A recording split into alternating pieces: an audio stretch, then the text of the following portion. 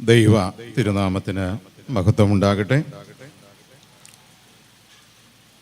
7ാമത് Thevalakkara centre കൺവെൻഷൻ്റെ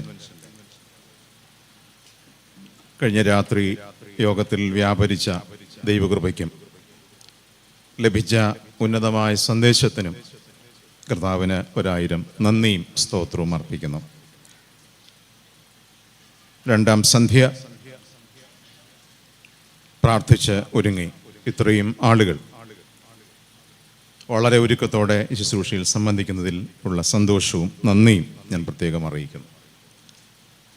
ഈ യോഗത്തിന് ആധ്യക്ഷം വഹിക്കുന്ന പ്രിയപ്പെട്ട സക്കറിയ അലക്സാണ്ടർ അച്ഛൻ, എന്നെ ശുശ്രൂഷയ്ക്കായി ക്ഷണിച്ച എൻ്റെ വളരെ പ്രിയപ്പെട്ട കെ കുരുള അച്ഛൻ,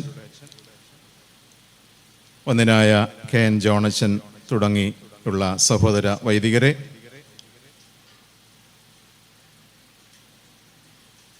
വളരെ ഗ്രേസ്ഫുൾ സിംഗിങ്, വളരെ കൃപയോടുകൂടിയ പാട്ടുകൾ പാടുന്ന ഗായക സംഘ അംഗങ്ങളെ, ഈ കൺവെൻഷൻ്റെ ചുമതലക്കാരെ, ദൂരെ നിന്നും ചാരെ നിന്നും ഈ ശുശ്രൂഷയിൽ പ്രാർത്ഥനയോടെ സംബന്ധിക്കുന്ന ദൈവജനമേ, എല്ലാവരോടും ഉള്ള നന്ദിയും കടപ്പാടും അറിയിക്കുന്നു. ബഹുമാനപ്പെട്ട സക്കറിയ അലക്സാണ്ടർ അച്ഛൻ ദീർഘവർഷത്തെ പരിചയവും പ്രോത്സാഹനവും അച്ഛൻ്റെ സാന്നിധ്യവും നന്ദിയോടെ ഓർക്കുന്നു. മുൻപിലിരിക്കുന്ന തോമസ് മാത്യു അച്ഛൻ ഞങ്ങളുടെ വികാരിയായിരുന്നു. അച്ഛൻ്റെ പാട്ട് ഒന്നുകൂടെ കേൾക്കാൻ എനിക്ക് അവസരം കേൾക്കുന്നു. ദൈവത്തിന് നന്ദി പറയുന്നു. ഈ സന്ധ്യ അധികം മുഖപുരവുകൾ കൂടാതെ വചന ധ്യാനത്തിലേക്ക് പ്രവേശിക്കുകയാണ്. ഏറ്റവും പുറകിലിരിക്കുന്നവരുടെയും പ്രാർത്ഥനയും ശബ്ദവും ഈ പന്തലിൽ ഉണ്ടാകണമെന്ന് ഞാൻ ആഗ്രഹിക്കുന്നു. ഒരു ദൈവപൈതൽ ആരാണെന്ന് ചോദിച്ചാൽ 2 വാക്കിൽ പറയാം. ഉള്ളത്തിൽ കൃപയും അധരത്തിൽ സ്തുതിയും ഉള്ളയാളാണ് ദൈവപൈതൽ. ഇതോ ഞാൻ പറഞ്ഞേ, ഉള്ളത്തിൽ കൃപയും അധരത്തിൽ സ്തുതിയും. അപ്പോൾ ഉള്ളത്തിൽ കൃപയുണ്ടെങ്കിൽ എന്തുണ്ട്? അധരത്തിൽ സ്തുതി ഉണ്ടാവും. ഈ സന്ധ്യ ഒരു ധ്യാനത്തിന് വേണ്ടിയാണ് നാം ഒരുങ്ങുന്നത്. ധ്യാനത്തോടെ പ്രാർത്ഥനയോടെ ഈ വചനങ്ങളെ നമുക്ക് കേൾക്കാം.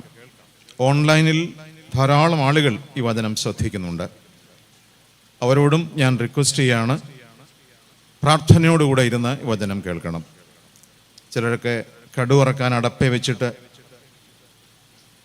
അങ്ങനെയല്ല. ഈ ശുശ്രൂഷ പൂർത്തീകരിക്കുന്നതുവരെ ആ ഭവനത്തിൻ്റെ നടുവിൽ ഈ വചനം ഇറങ്ങി വന്ന് നിങ്ങളോടും സംസാരിക്കുന്നു എന്ന ബഹുമാനത്തോടെ ഈ ശുശ്രൂഷയിൽ ഒരുക്കത്തോടെ ഇരിക്കണമെന്ന് ഞാൻ നിങ്ങളോടും റിക്വസ്റ്റ് ചെയ്യുന്നു. ഈ ശുശ്രൂഷയിൽ നിങ്ങളുടെ പിന്തുണയും പ്രാർത്ഥനയും എനിക്കും അനിവാര്യം. കഴിഞ്ഞ രാത്രിയിലെ ധ്യാനത്തിൻ്റെ തുടർച്ചയുടെ ആ വ്യാപരിച്ച ആത്മാവിൻ്റെ നിരന്തര സാന്നിധ്യത്തിൽ ഈ സന്ധ്യയിൽ നമുക്കും വചന ശുശ്രൂഷയ്ക്കായി ഒരുങ്ങാം.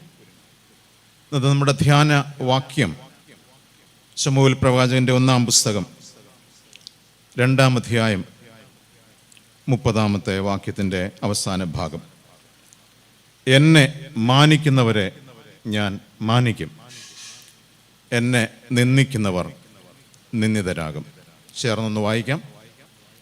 എന്നെ മാനിക്കുന്നവരെ ഞാൻ മാനിക്കും, എന്നെ നിന്ദിക്കുന്നവർ നിന്ദിതരാകും. തലകുനിക്കാം പ്രാർത്ഥനയ്ക്കായി. അവൻ ജീവൻ നൽകി ഒരുക്കിയല്ലോ വലിയ രക്ഷ, ദൃഷ്ടികളാൽ കാണുന്നു ഞാൻ സ്വർഗഗനാൻ ദേശമതിൽ. ദൃഷ്ടികളാൽ കാണുന്നു ഞാൻ സ്വർഗഗനാൻ ദേശമതിൽ. ഉയരത്തിൽ നിന്ന് വചനമയച്ചു വന്ന ഞങ്ങളുടെ സ്വർഗസ്ഥ പിതാവേ, വചനമായി ഞങ്ങളുടെ മധ്യയെ പാർത്ത പ്രിയപ്പെട്ട കർത്താവേ, വചനത്തിന്മേൽ ഇന്നും പരിവർത്തനം ചെയ്യുന്ന പരിശുദ്ധാത്മാവേ, തുറന്ന വചനവുമായി നിന്റെ ക്രൂശിൻ്റെ ചുവട്ടിൽ അടിയങ്ങൾ തലകുനിച്ച് കാതോർത്തിരിക്കുന്നു. കഴിഞ്ഞ കാലങ്ങളിൽ ഞങ്ങളെ നടത്തിയ വചനം, ഞങ്ങളെ തിരുത്തിയ വചനം, ഞങ്ങളെ ശക്തീകരിച്ച വചനം, ഞങ്ങളെ സൗഖ്യമാക്കിയ വചനം, ഞങ്ങളുടെ കണ്ണുനീർ തുടച്ച വചനം, മാൻപേടകളെ പ്രസവിക്കുമാറാക്കിയ വചനം, വനങ്ങളെ തോലുരിച്ച വചനം, ഇന്നും ഞങ്ങളോട് സംസാരിക്കുന്ന പുണ്യാഹ വചനം. ചിലർക്ക് ഈ രാത്രി ഈ വചനം തലകുനിപ്പാനുള്ള ഒരു മുഖാന്തരമാകും. ചിലർ പുതുവഴികളെ കണ്ടെത്തുന്നൊരു രാത്രിയാകും. ചില കുടുംബങ്ങൾ സൗഖ്യം പ്രാപിക്കുന്നൊരു സന്ധ്യയാകും. ചിലർ വീണ്ടെടുപ്പുകാരനെ കണ്ടെത്തിയതിലുള്ള സന്തോഷത്തോടെ മടങ്ങുവാൻ മുഖാന്തരമാകും. ചിലരുടെ മുഴങ്കാലുകൾ ദൈവസന്നിധിയിൽ മടങ്ങും. ചിലരുടെ ഹൃദയങ്ങൾ കർത്താവിനായി വാഞ്ചിക്കും. ചിലർ അവൻ്റെ മുഖത്തേക്ക് സൂക്ഷ്മതയോടെ നോക്കും. ഈ രാത്രി കടന്നു വന്ന എല്ലാവരെയും വിശപ്പടക്കി തൃപ്തിയോടെ അരുമനാഥൻ മടക്കി അയക്കുമല്ലോ. ഈ വചനം ആ ആണിപ്പാടുള്ള കരങ്ങളിലേക്ക് ഞങ്ങൾ ഉയർത്തി തരുന്നു കർത്താവെ. എല്ലാവരുടെയും നൊമ്പരങ്ങൾക്കും വേദനകൾക്കും സങ്കടങ്ങൾക്കും കണ്ണുനീരിനുമൊക്കെ ഈ വചനം അപ്പകഷണമായി അടിയങ്ങൾക്ക് നൽകി അയക്കണമേ. അടിയൻ ബലഹീനൻ, നീ തുണ നിൽക്കുന്നല്ലോ. ദൈവത്തിന് സ്തോത്രം. ഈ ശബ്ദത്താൽ ഞങ്ങളെല്ലാവരെയും സന്ദർശിച്ചു കൊണ്ടിരിക്കണമേ. മാനവും മഹത്വവും സ്തോത്രവും കർത്താവിന് തന്നെ. യേശുക്രിസ്തു മുഖാന്തരം അടിയങ്ങൾ പ്രാർത്ഥിക്കുന്നു. ദയ തോന്നി കേൾക്കുമാറാകണമേ. ആമേൻ.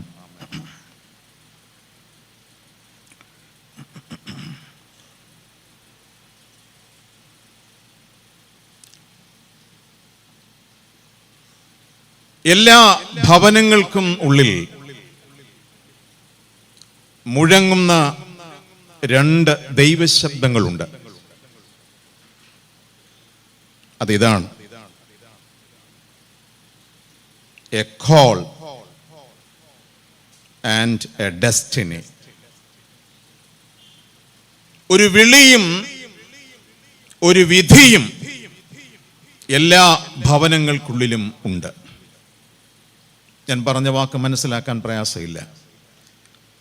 നമ്മയെല്ലാം ദൈവം വിളിച്ചാണ് ഒരു ഭവനമാക്കിയത്, അല്ലേ? എല്ലാ ഭവനത്തിലും എന്തുണ്ട്? ഒരു വിളിയുണ്ട്. കുറെ കഴിയുമ്പോൾ ആ ഭവനം വിളിയിൽ നിന്ന് എങ്ങോട്ട് പോകും? വിധിയിലേക്ക് പോകും. വിധി, ഡെസ്റ്റിനി. ചിലര് സ്വയം പറയും ഇതെന്റെ വിധിയാ. മറ്റുള്ളവർ ചൂണ്ടിയിട്ട് പറയും ഇതാ ഭവനത്തിന്റെ വിധിയാണ്. എന്നാൽ ഒരു സ്തോത്രം പറയാനൊരു വാക്ക് പറഞ്ഞുകൊണ്ട് ഈ ധ്യാനത്തിലേക്ക് നമുക്ക് പോകാം. A Christian home is A home which finds it's destination. Hallelujah. ഒരു ക്രിസ്തീയ ഭവനം വിളിയിലും വിധിയിലും അവസാനിപ്പിക്കുകയല്ല, കർത്താവ് ആഗ്രഹിച്ച ലക്ഷ്യത്തിൽ തന്നെ ആ വീട് എത്തിച്ചേരും. ഈ രാത്രി ഒരു കൊച്ചുവാക്ക് കർത്താവിനോട് പ്രാർത്ഥിച്ചോണം. കർത്താവെ, എൻ്റെ വീടിനെ നീ ലക്ഷ്യത്തിലേക്ക് നടത്തുന്നതിനായി നന്ദിയോടെ സ്തോത്രം. ആരെങ്കിലും ഈ ആലയത്തിന് നടുവിൽ എൻ്റെ വിധിയാണ് എന്ന് പറഞ്ഞ് ഈ ശബ്ദം കേൾക്കുന്നുണ്ടെങ്കിൽ കർത്താവ് നമ്മോട് പറയുന്നു, ഇത് നിന്റെ വിധിയല്ല, ദിസ് ഈസ് മൈ ഡെസ്റ്റിനി. അല്ല, എൻ്റെ ഡെസ്റ്റിനേഷൻ. ഞാൻ വിധിയിൽ അവസാനിപ്പിക്കുകയല്ല, പിന്നെയോ ഒരു ലക്ഷ്യത്തിലേക്ക് എൻ്റെ വീടിനെ കൊണ്ടെത്തുന്നവൻ, എത്തിക്കുന്നവൻ കർത്താവാണ്. വിശ്വസിക്കുന്നുണ്ടോ? ഒരു സ്തോത്രം പറയാമോ? കർത്താവെ, വിളി കേട്ട് രൂപപ്പെട്ട എൻ്റെ വീട് വിധിയിൽ വീണു പോകാതെ ലക്ഷ്യത്തിലെത്തും വരെയും നീ അതിനെ താങ്ങണമേ, നിർത്തണമേ എന്ന് പ്രാർത്ഥിക്കാം. ഏലിയുടെ ഭവനം രണ്ടാമത്തെ വാക്കിൽ നിന്നുപോയ വീടാണ്. There was a call, there was a destiny. വിളിയുണ്ടായിരുന്നു. വിളി എവിടെ അവസാനിപ്പിച്ചു? വിധിയിൽ അവസാനിപ്പിച്ചു. അവസാനം ദൈവം പറഞ്ഞെന്താ? എന്നെ മാനിക്കുന്നവരെ ഞാൻ മാനിക്കും, എന്നെ നിന്ദിക്കുന്നവർ വിധിയുടെ നിന്ന ഏറ്റുവാങ്ങിയ ഒരു വീടായി ഏലിയുടെ വീട് തീരുകയാണ്.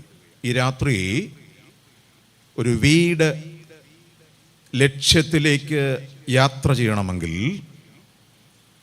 വിളിയുടെയും വിധിയുടെയും നടുവിൽ ഒരു ദൈവ പൈതൽ കണ്ടെത്തേണ്ട 4 പീഠങ്ങളെ കുറിച്ചാണ് ഈ രാത്രി ഞാൻ ധ്യാനിക്കാൻ പോകുന്നത്. എന്താ ഞാൻ പറഞ്ഞേ? വിളിയിൽ നിന്ന് വിധിയിലകപ്പെട്ടു പോകാതിരിക്കുവാൻ ഒരു ഭവനം കണ്ടെത്തേണ്ട 4 പീഠങ്ങൾ. ലളിതമായി പറഞ്ഞാൽ ഒരു ഭവനത്തെ രൂപപ്പെടുത്തുകയും രൂപാന്തരപ്പെടുത്തുകയും ചെയ്യുന്നത് നാം ധ്യാനിക്കാൻ പോകുന്ന 4 പീഠങ്ങളിലാണ്. ഈ രാത്രി ഈ 4 പീഠങ്ങളിൽ കയറി ഇറങ്ങുമ്പോൾ എൻ്റെ വീടിനെ ലക്ഷ്യത്തിലെത്തിച്ചേർക്കുന്ന ഒരു കർത്താവിനെ കണ്ടുമുട്ടുവാൻ നമുക്ക് സാധിക്കും. നമുക്ക് തിരിച്ചു വരാം. ഒന്നാമത്തെ പീഠം പാദപീഠം, ദ ഓൾട്ടർ ഓഫ് പ്രിപ്പറേഷൻ. എല്ലാ ഭവനവും അതിൻ്റെ വളർച്ച ആരംഭിക്കുന്നത് എവിടെയാ? പാദപീഠത്തിലാണ്. ഒരു പാദപീഠം നമ്മെ ക്ഷണിക്കുന്നത് 4 പ്രവൃത്തികൾക്ക് വേണ്ടിയാണ്. കൊച്ചു വാക്കുകളിൽ പറയാം, അപ്പോൾ എളുപ്പം മനസ്സിലാകും. ഒരു പാദപീഠത്തിൽ നമ്മൾ എങ്ങനെയാ വരുന്നേ? നന്ദിയോടെ, കണ്ണുനീരോടെ, സ്തോത്രത്തോടെ, ആരാധനയോടെ. ചേർന്ന് പറയാം. നന്ദിയോടെ, കേട്ടില്ല, നന്ദിയോടെ, കണ്ണുനീരോടെ, സ്തോത്രത്തോടെ, ആരാധനയോടെ. Grateful, cheerful, thankful and worshipful. 4 പ്രവൃത്തികളിലൂടെയാണ് ഒരു ദൈവ പൈതൽ ഒരു കുടുംബത്തെ പാദപീഠത്തിൽ സമർപ്പിക്കുന്നത്. ചോദ്യം, നമ്മൾ എങ്ങനെയാണ് ഈ പാദപീഠത്തിൽ വന്നത്? എങ്ങനെയാ ഒരു ദൈവ പൈതൽ പാദപീഠത്തിൽ വന്നത്? അവൻ്റെ പാദപീഠത്തിൽ ലാൻഡ് ചെയ്തത് എങ്ങനെയാ? ഒറ്റ വാക്ക് പറയാം. എല്ലാവരും ഈ പാദപീഠത്തിൽ എത്തിച്ചേർന്നത് ഒരു മാമോദീസ തൊട്ടിയിൽ നിന്നാണ്. ഒരു മാമോദീസ തൊട്ടിയിൽ നിന്ന് നാം വീണത് അവൻ്റെ പാദപീഠത്തില്ല. ഇച്ചിരി ലളിതമായിട്ട് പറഞ്ഞാൽ, ഒരു മാമോദീസ ശുശ്രൂഷ അവസാനിപ്പിച്ചു കഴിയുമ്പോൾ അവസാനം പുരോഹിതൻ നൽകുന്ന പ്രബോധനം ഇതാ, പട്ടക്കാരൻ നൽകുന്ന പ്രബോധനം ഇതാ: ഈ പൈതലിനു വേണ്ടിയും പൈതലിനോടൊത്തും ക്രമമായി പ്രാർത്ഥിക്കണം. മാമോദീസ തൊട്ടിയിൽ നിന്ന് ആ പൈതൽ വീഴുന്നത് പായിലേക്കാണ്, വിരിച്ചിട്ട പായിലേക്കാണ്. ഒരു തരത്തിൽ പറഞ്ഞാൽ പാദപീഠമാണ് ഒരു പൈതൽ മരണം വരെ കണ്ടെത്തിയ ഒരു സുസ്ഥിരമായ സ്ഥലം. ഈ പാദപീഠത്തിൽ ഒരു ദൈവ പൈതലിനെ 3 ഒരുക്കങ്ങൾ നടത്തുന്ന സ്ഥലമാണ് പാദപീഠം. നമ്മളൊക്കെ ഒന്ന് തിരിഞ്ഞിന്തിച്ചാൽ മതി. ഒരു പാദപീഠത്തിൽ 3 ഒരുക്കങ്ങൾ നടക്കും. ഞാൻ ഈ പറയുന്ന കൊച്ചു കാര്യങ്ങൾ കുഞ്ഞുങ്ങൾ ഉൾപ്പെടെ ശ്രദ്ധിക്കുന്നത് കൊണ്ട് ചെറിയ ഇംഗ്ലീഷ് വാക്കുകൂടെ ചേർത്ത് പറയാം. പാദപീഠത്തിൽ നാം മനസ്സിലാക്കുന്ന ഒന്നാമത്തെ സംഗതി, what is the nature of God. ഞാൻ ആരാധിക്കുന്ന, ഞാൻ പ്രാർത്ഥിക്കുന്ന, ഞാൻ സ്ലീബ വരയ്ക്കുന്ന എൻ്റെ ദൈവത്തിൻ്റെ സ്വഭാവത്തെക്കുറിച്ച് ആദ്യം പഠിക്കുന്നത് ഇവിടെ? പാദപീഠത്തിലാണ്. ദൈവ സ്വഭാവം മനസ്സിലാക്കുന്നത് പാദപീഠത്തിലാണ്. 2, അവൻ്റെ കൽപ്പനകളുടെ വിശുദ്ധിയെക്കുറിച്ച് മനസ്സിലാക്കുന്നത് പാദപീഠത്തിലാണ്. ഇത് ഒരു ഹോളി കമാൻഡ്മെന്റ്സ്, ഇത് വിശുദ്ധ കൽപ്പനകളാണെന്ന് തിരിച്ചറിയുന്നത് ഒരു പാദപീഠത്തിലാണ്. 3, ഒരു ജീവിതത്തിൽ സാധാരണ അസാധാരണ വ്യത്യാസം മനസ്സിലാക്കുന്നത് പാദപീഠത്തിലാണ്. The difference between ordinary things and extraordinary things, ഇത് മനസ്സിലാക്കുന്നത് എവിടെയാ? പാദപീഠത്തിലാണ്. അപ്പോൾ പാദപീഠത്തിൽ എത്ര കാര്യം ഗ്രഹിക്കുന്നു? 3 കാര്യങ്ങൾ. എന്തൊക്കെയാ? ഞാൻ ആരാധിക്കുന്ന ദൈവത്തിൻ്റെ സ്വഭാവം എന്താണ്? 2, ഞാൻ ചുമന്നു നടക്കുന്ന വചനത്തിൻ്റെ വിശുദ്ധി എന്താണ്? പിന്നെ സൺഡേയും മൺഡേയും തമ്മിലുള്ള വ്യത്യാസം എന്താണ് എന്ന് ഗ്രഹിക്കുന്നത് എവിടെ? പാദപീഠത്തിൽ. ഞാനതിനെ ചുരുക്കി മനസ്സിലോർക്കാൻ 3 കൊച്ചു വാക്കുകളിൽ പറയാം. ഒരു ദൈവപൈതൽ ആരാണെന്ന് അസന്നിഗ്ധമായി മനസ്സിലാക്കിയിരിക്കേണ്ടത് ഈ 3 വാക്കുകളിലാണ്. A personal God, a personal word of God, a personal altar. This is the child of God. ഞാൻ പറഞ്ഞത് മനസ്സിലായി? എന്താ? സ്വന്തമായൊരു ദൈവമുണ്ടായിരിക്കണം, സ്വന്തമായൊരു ദൈവവചനം ഉണ്ടായിരിക്കണം, സ്വന്തമായി മുട്ടുമടക്കുവാൻ ഒരിടമുണ്ടായിരിക്കണം. ഇതാണ് ഒരു ദൈവ പൈതലിൻ്റെ ആത്മവിശ്വാസവും ദൈവവിശ്വാസവും. ഞാൻ വളരെ വ്യക്തിപരമായി നിങ്ങളോടൊന്ന് ചോദിച്ചോട്ടെ. പണ്ടൊക്കെ നമ്മുടെ വല്യപ്പച്ചന്മാരുടെ കാലത്ത് ഉപദേശിമാർ മേശപ്പുറത്ത് കയറിയിരുന്നുകൊണ്ട് ചൂണ്ടി ചോദിക്കുമായിരുന്നു, നിനക്ക് സ്വന്തമായൊരു രക്ഷകനുണ്ടോ? സ്വന്തമായൊരു വചനമുണ്ടോ? സ്വന്തമായി മുട്ടുമടക്കാൻ ഒരിടമുണ്ടോ? 7ാമത് കൺവെൻഷൻ നമ്മോട് ചോദിക്കുന്നത് ഈ 3 ഇടങ്ങളെ കണ്ടെത്താനാണ് ഈ പന്തൽ ഒരുക്കിയിരിക്കുന്നത്. സ്വന്തമായൊരു ദൈവം, സ്വന്തമായൊരു ദൈവവചനം, സ്വന്തമായി മുട്ടുമടക്കാൻ ഒരു സ്ഥലം. ഏലിയുടെ ഭവനം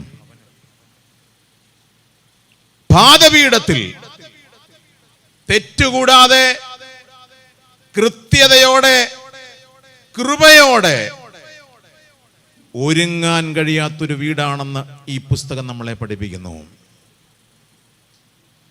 ഞാൻ അല്പം കുടിച്ചതിലൊരു വാക്ക് പറയട്ടെ. ഇന്ന് ഭവനത്തിൻ്റെ തകർച്ച പാദപീഠത്തിൽ ഒരുക്കപ്പെടാത്ത കുടുംബാംഗങ്ങളാണ്. പാദപീഠത്തിൽ കണ്ടുമുട്ടാത്ത ഭവനാംഗങ്ങളാണ് ഒരു വീടിൻ്റെ തകർച്ച. ഇങ്ങോട്ടൊന്ന് നോക്കിക്കേ. ഒരു മാർത്തോമാക്കാരൻ്റെ ഭവനത്തിലെ ആദ്യത്തെ പ്രവൃത്തിയും അവസാനത്തെ പ്രവൃത്തിയും ഇതായിരുന്നു. ശരിയോ തെറ്റോ? ശരിയാണ്. എങ്ങനെ? വീട്ടിൽ ലൈറ്റ് അണയുന്നത് ഇത് വായിച്ചതിന് ശേഷമാണ്. ലൈറ്റ് ഇടുന്നത് ഇത് വായിക്കാൻ വേണ്ടിയാണ്. ഇനി അപ്പനും അമ്മയും ഇവിടെ ഒന്ന് മാത്രം നോക്കുക. മാതാപിതാക്കളെ,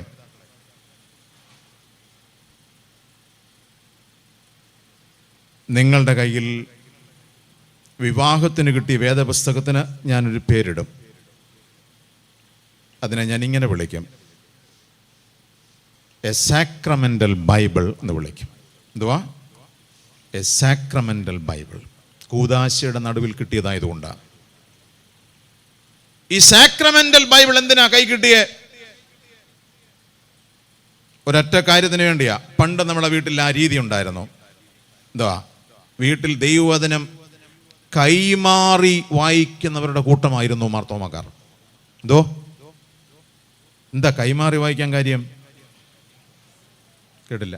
കൊയറുകാർ ഉത്തരം പറഞ്ഞ് പെട്ടെന്ന് കേൾക്കാൻ. അല്ല,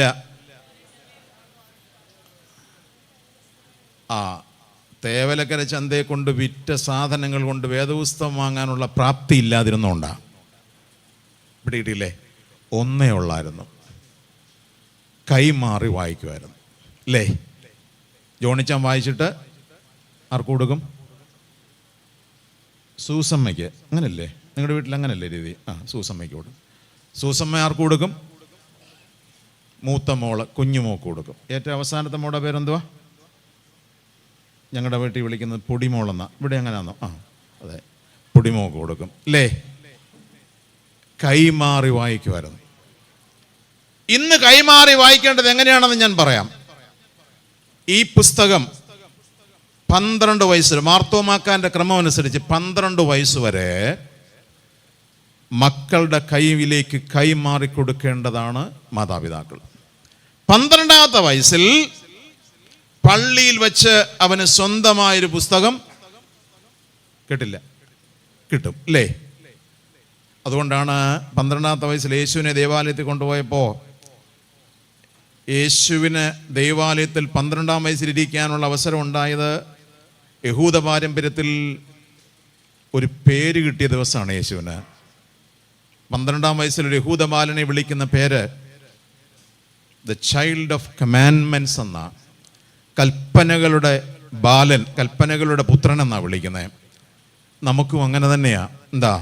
12ാമത്തെ വയസ്സിൽ അപ്പനും അമ്മയും വായിച്ച വേദപുസ്തകം അവന് സ്വന്തമായി കിട്ടും ഇല്ലേ? കിട്ടി. 29 വയസ്സ് വരെ ഈ കൽപ്പനകളെ അവൻ വീണ്ടും വീണ്ടും വായിക്കുക. 29ാമത്തെ വയസ്സിൽ വായന കഴിഞ്ഞ് ഒരു പാട്ട് കേൾക്കുന്ന ദിവസം അവൻ്റെ കയ്യിൽ ഒരു വേദപുസ്തകം കിട്ടും ഇല്ലേ? ഏത് പാട്ട് കേൾക്കുമ്പോഴാ? വാനിൽ നിന്നും ഒരു മകുടം ഇല്ലേ? ആ പാട്ട് കേൾക്കുമ്പോൾ അദ്ദേഹത്തിൻ്റെ കയ്യിലും ഒരു വേദപുസ്തകം കിട്ടും ഇല്ലേ? അദ്ദേഹവും കൊണ്ടുപോയി എത്ര വയസ്സ് വരെ വായിക്കും? 12 വയസ്സ് വരെ കുഞ്ഞിനെ വായിച്ച് കേൾപ്പിക്കും.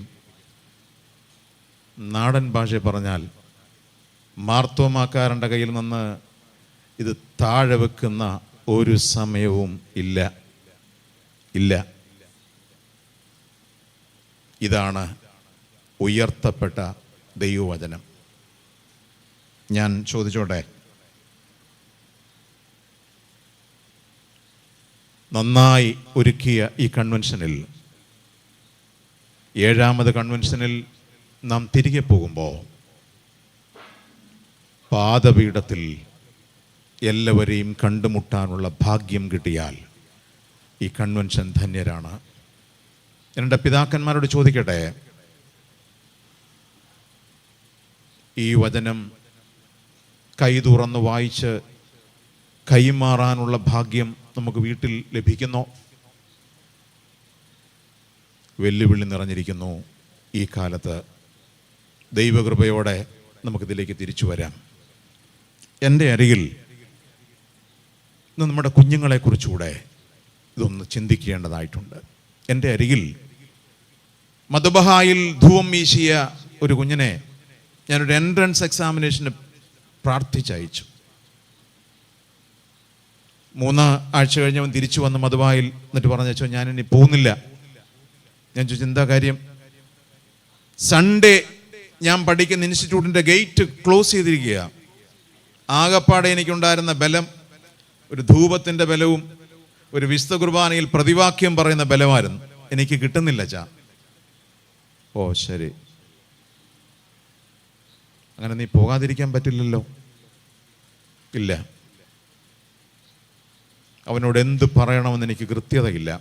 എന്നാൽ പരിശുദ്ധാത്മാവ് തന്നൊരാലോചന ഞാൻ ആ കുഞ്ഞിനോട് പറഞ്ഞു, മോനെ, ഞായറാഴ്ച രാവിലെ നിനക്ക് ത്രോണോസിൻ്റെ അരികിൽ പോകാൻ അവസരമില്ല.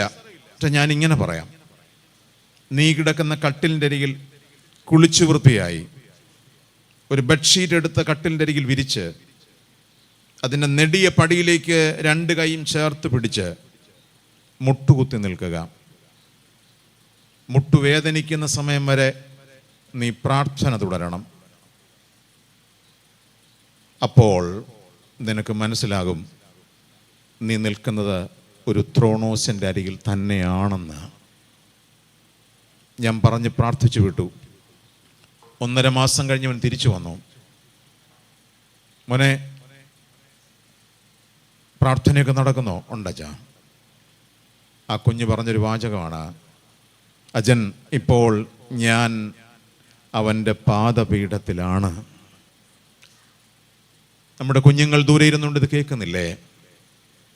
മാതാപിതാക്കളെ, ഈ രാത്രി പാദപീഠം നമ്മളെ വിളിക്കുന്നു. എൻ്റെ വീടിൻ്റെ വിധികളെ തിരുത്തി എഴുതുവാൻ ഒരു മാർഗമേ ഉള്ളൂ. ഞാൻ ഒരു വാക്ക് പറഞ്ഞത് ഈ കൺവെൻഷനിൽ മറക്കാൻ പാടില്ല. ഒരു പാദപീഠത്തിൽ സംഭവിക്കുന്ന എന്താണെന്നറിയാമോ? ആരെങ്കിലും ഒരു പാദപീഠത്തിൽ നിന്ന് അന്യപ്പെട്ടവർ ഇവിടെ ഉണ്ടെങ്കിൽ ഈ രാത്രി കൺവെൻഷൻ കഴിയുമ്പോൾ നിങ്ങൾക്ക് 2 ഉറപ്പുകൾ ഞാൻ തരാം. എന്താ ഉറപ്പ്? പാദപീഠം നമ്മളെ ക്ഷണിക്കുന്ന 2 കാര്യത്തിനാ. നിനക്ക് പങ്കിടാനും പരിഹരിക്കാനും കഴിയാത്തവയെ പ്രാർത്ഥനാ വിഷയമാക്കുമ്പോൾ വീട് ആനന്ദിക്കും. ഹല്ലേലൂയ. നിനക്ക് പങ്കിടാനും നിനക്ക് പരിഹരിക്കാനും കഴിയാത്തവയെ പ്രാർത്ഥനാ വിഷയമാക്കുന്ന ഇടമാണ് പാദപീഠം. ഞാൻ ഈ രാത്രി നിങ്ങളോട് വിരൽ ചൂണ്ടിക്കൊണ്ട് ചോദിക്കട്ടെ, ഇവിടെ വന്നിരിക്കുന്ന ചിലർ മധ്യസ്ഥ പ്രാർത്ഥന നടത്തിയ അങ്കിൾ ഉൾപ്പെടെ ചില വിഷയങ്ങൾ പറഞ്ഞപ്പോൾ വിതുമ്പിയാണ് നമ്മൾ ഇവിടെ ഇരുന്നത്. ഈ ശബ്ദം കേൾക്കുന്ന ഭവനങ്ങളിലും അത് തന്നെയുണ്ട്. എന്നാൽ നിന്റെ വീടിൻ്റെ വിധികളെ തിരുത്തി എഴുതുവാൻ ഒരു മാർഗമേ ഉള്ളൂ. പങ്കിടാനും പരിഹരിക്കാനും കഴിയാത്തവയെ പ്രാർത്ഥനാ വിഷയമാക്കുന്ന ഇടമാണ് പാദപീഠം. കൈയൊന്നുയർത്തിക്കേ, ഒരു സ്തോത്രം പറഞ്ഞ കർത്താവിന്. കർത്താവേ, എനിക്ക് പങ്കിടാനും എനിക്ക് പരിഹരിക്കാനും കഴിയാത്തവയെ ഒരു പ്രാർത്ഥനാ വിഷയമാക്കുന്ന ഒരിടമായി നിന്റെ പാദപീഠത്തെങ്കിലേക്ക് ഞങ്ങൾ വരുന്നു. ഈ രാത്രി കണ്ണുനീരോടോ വേവലാതിയോടോ പറഞ്ഞു തീരാത്ത ദുഃഖത്തോടോ ദൈവസന്നിധിയിൽ നിന്ന് അന്യപ്പെട്ടോ ആരെങ്കിലും ഈ ശബ്ദം കേൾക്കുന്നുണ്ടെങ്കിൽ കർത്താവ് നിന്നെ ക്ഷണിക്കുന്നു.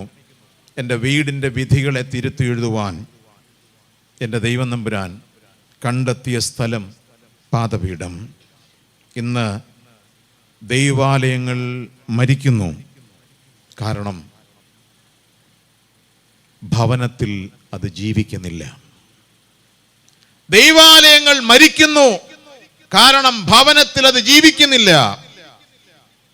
ആരാധനയില്ലാത്ത ഭവനങ്ങളിൽ നിന്ന് ആരാധന സ്ഥലത്തേക്ക് കടന്നു കയറുമ്പോൾ ആരാധന അലക്ഷ്യമായി തീരും. അലസമായ ഭക്തിയുടെ അവശിഷ്ടങ്ങളാണ് ഒരു ദൈവാലയം എന്ന് പേറുന്നത്. ഞാൻ കൈകൂപ്പി പറയട്ടെ, ഈ സന്ധ്യ കർത്താവിന് മുമ്പിൽ ഒരു നിമിഷം നമുക്കൊന്ന് തലകുനിച്ചിട്ട് മുമ്പോട്ട് പോവാം. ഒരു നിമിഷം എല്ലാവരും തലകുനിച്ച് ഒരു വാക്ക് കർത്താവിനോട് പറഞ്ഞേ, കർത്താവെ, ഞങ്ങളുടെ വീടുകളെ തിരുത്തി എഴുതുവാൻ നിൻ്റെ പാദപീഠത്തെങ്കിലേക്ക് ഞങ്ങൾ അടുത്തു വരുന്നു. തലകുനിക്കാൻ ഒരിടമാണ് പാദപീഠം. ഞാനൊരു വാക്ക് ഉറക്കെ പറഞ്ഞോട്ടെ, ആരൊക്കെ തലകുനിക്കുമോ അവിടെയൊക്കെ അരുമനാഥൻ തന്നെ വലങ്കരമുയർത്തും. ഹല്ലേലൂയ. ആരൊക്കെ ദൈവസന്നിധിയിൽ തലകുനിക്കുമോ അവൻ വലങ്കരമുയർത്താൻ ശക്തിയുള്ളവനാ. ഈ ആരാധനയിൽ എൻ്റെ പാദപീഠങ്ങളെ കണ്ടെത്തുവാൻ പരിശുദ്ധാത്മാവെ എന്നെ സഹായിക്കണമേ എന്ന് പ്രാർത്ഥിക്കാം. ഒരു സ്ലീബ വരച്ച് നമുക്ക് തിരിച്ചു വരാം. ഒരു കുരിശു വരച്ച് എല്ലാവരും, അത് ദൈവകൃപയുടെ സമർപ്പണത്തിൻ്റെ അടയാളമാണല്ലോ. 2, യാഗപീഠം. ഒരു ഭവനത്തെ ഒരുക്കിയെടുക്കുന്ന, ഭവനത്തിന്റെ വിധികളെ തിരുത്തുന്ന 2ാമത്തെ സ്ഥലം യാഗപീഠം. ഇങ്ങനെ പറഞ്ഞു തുടങ്ങാം. പാദപീഠത്തിൽ ഒരുക്കപ്പെടാത്ത ഏലിയുടെ മക്കൾ യാഗപീഠത്തിൽ നിലയുറപ്പിച്ചു. പ്രിപ്പറേഷൻസ് ഇല്ല, പക്ഷേ വേഷങ്ങളുണ്ട്. ഞാൻ ഇങ്ങനെ പറയാം, അവിടെ എഴുതിയിരിക്കുന്ന വാക്കുകൾ വായിക്കണ്ട ഇപ്പോ. ഏഫോദുകൾ ധരിച്ചിട്ടുണ്ട്, യാഗപീഠം നന്നായി ഒരുക്കിയിട്ടുണ്ട്, യാഗവസ്തുക്കൾ ഊനമില്ലാത്തത് കരുതിയിട്ടുണ്ട്, സൗരഭ്യവാസനയുള്ള സുഗന്ധപീഠവും ഉണ്ട്. അറിയാം, ഇംഗ്ലീഷ് ബൈബിളിൽ എഴുതിയിരിക്കുന്ന ഒരു വാക്ക് അവിടെ ഗൗരവത്തോടെ പറയാം. But unfit for the office. But unfit for the office. ധരിച്ചതിന് യോഗ്യമാമണ്ണം ക്രമപ്പെടാത്തൊരു ജീവിതവുമായി ആലയത്തിലേക്ക് വരുന്നു. ഏലിയുടെ മക്കൾ ആര്? വേദപുസ്തകം പഠിച്ച മനുഷ്യർ പറഞ്ഞിരിക്കുന്നു, ഏലിയുടെ മക്കൾ നമ്മുടെ തലമുറകളെ പോലെ തന്നെ 3 സവിശേഷതകളുള്ളവരായിരുന്നു. അതിനെ ഇങ്ങനെ പറയാം, അവർക്ക് കൈമുതലായിട്ടുണ്ടെന്ന് 3 വാക്കുകളാണ്: ഓണർ, പവർ, ലേണിംഗ്. മനസ്സിലാക്കാൻ പ്രയാസമില്ല. എന്തുവാ ഓണർ? എന്തുവാ? പദവി. പവർ, അധികാരം. ലേണിംഗ്, അറിവ്. നമ്മുടെ മക്കളെ ഒന്ന് നോക്കിക്കേ. ഇംഗ്ലണ്ടിൽ ഇരിക്കുന്ന ജോമോനെ എന്ന് വിളിച്ചു ചോദിച്ചേ. 3 കാര്യങ്ങൾ അവർക്കും സ്വന്തമാണ്. എന്താ? അധികാരമുണ്ട്, പദവിയുണ്ട്, അറിവുണ്ട്. ഞാനൊരു വരയിട്ട്, ഒരു ഹൈഫൻ ഇട്ടിട്ട് ഒരു വാക്കൂടെ എഴുതി വെക്കാം. Made them worse. ഇത് 3ഉം കൂടെ ചേർന്നപ്പോൾ അവരാരായി? വഷളന്മാരായി. വഷളന്മാരായി. വഷളൻ എന്ന് പറഞ്ഞാൽ നമ്മൾ ഈ ചന്ത ഇറങ്ങുമ്പം പറയുന്ന വാക്കല്ലത്. വേദപുസ്തകത്തിൽ വഷളത്വം എന്ന് പറഞ്ഞാൽ നമ്മൾ ഈ കൊളോക്കിയലായി ഉപയോഗിക്കുന്ന ഭാഷയല്ല. ഏലിയുടെ മക്കൾ വഷളന്മാരായി തീർന്നെന്ന് പറഞ്ഞാൽ അതൊരു ആത്മനിറവിൽ സംസാരിക്കുമ്പോൾ അതിനർത്ഥം 3 ഉണ്ട്. എന്തുവാ? നമ്മുടെ മക്കൾ വഷളന്മാരായി തീർന്നു എന്നറിയാൻ ഞാൻ ഇനി പറയുന്ന 3 വാക്കുകൾ പരിശോധിച്ചാൽ മതി. 1, no regard for the offering. യാഗവസ്തുക്കളോട് ബഹുമാനമില്ല.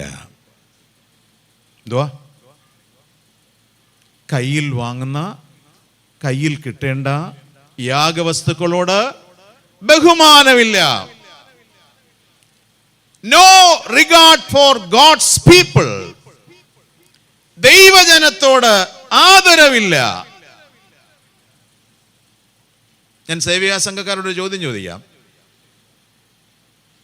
മമ്മി ഉപവാസ പ്രാർത്ഥനയ്ക്ക് പോവുകയാണെന്ന് പറയുമ്പോൾ 18 വയസ്സുള്ള മകളുടെ മുഖത്തെ ഭാവം എന്തുവാ?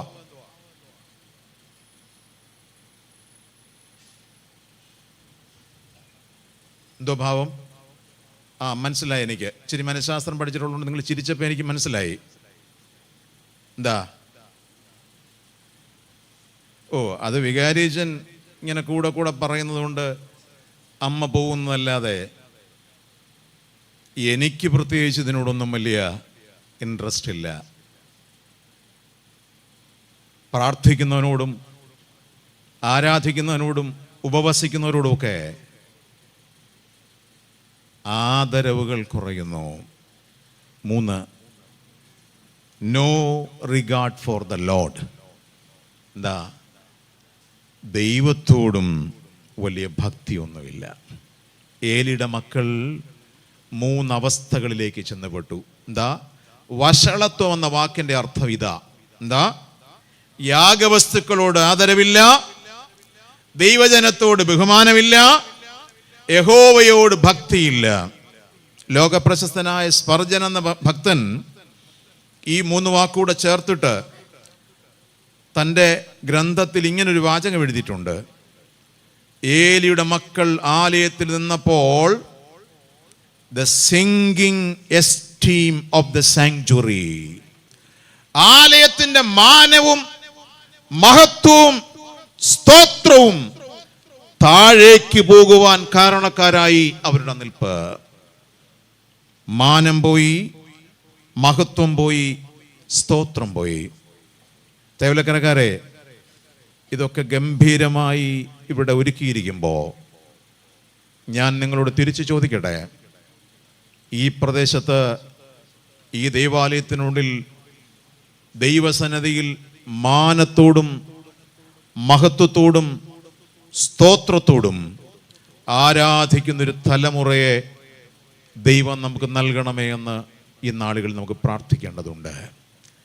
ഏലിയുടെ വീട്ടിൽ അഥവാ നമ്മുടെ ഭവനങ്ങളിൽ, ഏലിയുടെ ഭവനത്തിൽ യാഗപീഠത്തിൽ സംഭവിച്ചതുപോലെ 2 അവസ്ഥകൾ സംഭവിച്ചു. 2 കുറ്റങ്ങളാണ് ഈ ഭവനത്തിൻ്റെ വിധി ഉണ്ടാകാൻ കാരണം. അവിടെ എഴുതിയിട്ടുണ്ട്. ഒന്ന്, യാഗവസ്തുക്കളെ മോഷ്ടിക്കുക, യാഗവസ്തു ചവിട്ടിക്കളയുക. എന്തോ ഞാൻ പറഞ്ഞേ? യാഗവസ്തു മോഷ്ടിക്കുക, യാഗവസ്തു ചവിട്ടിക്കളയുക. ഇത് പറഞ്ഞാൽ നമുക്ക് വല്ലതും മനസ്സിലാവോ? ഇനി അല്പം കൂടെ സ്വകാര്യമായിട്ട് സംസാരിക്കാം. ഒന്ന്, ഈ യാഗവസ്തു ചവിട്ടിക്കളയുന്നത് പൊതുവെ പുരുഷന്മാരാ. ഇടവ മിഷൻകാരും ബാക്കിയുള്ളവരോട് ചേർന്ന. ഇതെങ്ങനെ ഈ ചവിട്ടിക്കളയുന്നേ?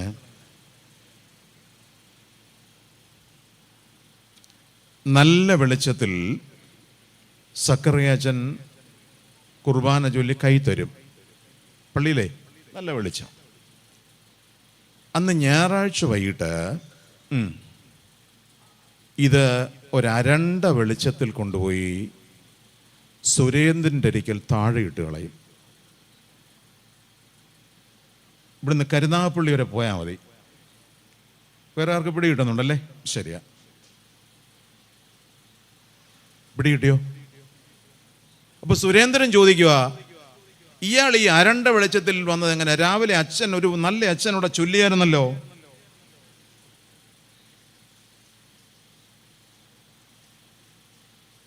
മാർത്തോമാക്കാര, ഈ ആലയങ്ങളിൽ നിന്ന് വാങ്ങുന്ന വിശുദ്ധ വസ്തുക്കൾ ഈ പെരുവഴികളിൽ അനേകരിട്ട് ചവിട്ടിക്കളയുന്നുണ്ട്. ഒന്നും തോന്നണ്ട, ഞാൻ ഈ പല ദൈവാലയങ്ങളിൽ പോകുന്ന ആളാണ്. എനിക്ക് പലപ്പോഴെങ്കിലും സങ്കടം തോന്നിയിട്ടുണ്ട്. നടുവിലൂടെ മുട്ടുകുത്തുവാൻ വരുന്നവരൊക്കെ വാങ്ങുന്നത് എവിടേക്ക് കൊണ്ടുപോകാനാണ്? ദൈവാലയങ്ങൾ യാഗവസ്തുക്കളെ ചവിട്ടിക്കളയുന്ന ഇടങ്ങളായി മാറുന്നു. ഞാൻ വ്യക്തിപരമായ എൻ്റെ സഹോദര പുരുഷന്മാരോട് ചോദിക്കട്ടെ, ഇതുവരെ വാഴ്ത്തി വാങ്ങിയതെല്ലാം കയ്യിൽ തന്നെ ഉണ്ടെന്ന് ഉറപ്പുവരുത്താൻ പറ്റുമോ? തിരികെ നോക്കാം. സ്ത്രീ യാഗവസ്തുക്കൾ മോഷ്ടിക്കപ്പെട്ടു പോകുന്നത് സേവിയാ സംഘക്കാരുടെ കൃത്യം പറയാൻ വേണ്ടി പറഞ്ഞതേ ഉള്ളൂ. അതെങ്ങനെയാ മോഷ്ടിക്കുന്നത്? കുഞ്ഞുങ്ങളൊക്കെ ഇരിക്കുന്നുണ്ട്, ഓൺലൈനിലായതുകൊണ്ടും ഒത്തിരി കാര്യങ്ങൾ പേഴ്സണലി കൗൺസിലിങ്ങിലെ കാര്യങ്ങളൊക്കെ പറയാൻ ബുദ്ധിമുട്ടാണ്. എന്നാലും ഒരു കാര്യം പറയുന്നുണ്ട്, തെറ്റില്ല. ഈ മോഷ്ടിക്കുന്നത് എങ്ങനെയാണെന്ന് അറിയണമല്ലോ. അടുത്ത സമയത്ത് ഒരു ബയോളജി ടീച്ചർ ഉണ്ടിരിക്കുക വന്നു. ടീച്ചർമാരെല്ലാം ക്ഷമിച്ചേക്കണേ. 18 വയസ്സുള്ള മകളാ കൊണ്ടുവന്നേ. എന്തു പറ്റി ടീച്ചറിന്?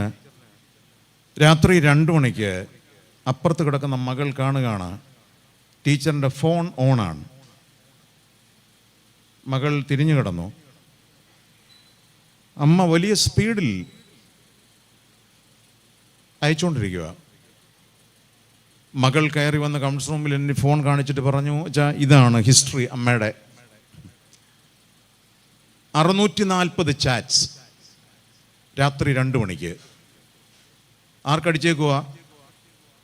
സ്ഥിരം പോകുന്ന കോമോസ് ബസ്സിലെ കണ്ടക്ടർ സുരേഷിന്. ഒന്നും വിചാരിക്കല്ലേ. ടീച്ചറെ ഇങ്ങോട്ട് നോക്കിക്കേ, ഇങ്ങോട്ട് അടുത്തിരുന്നേ.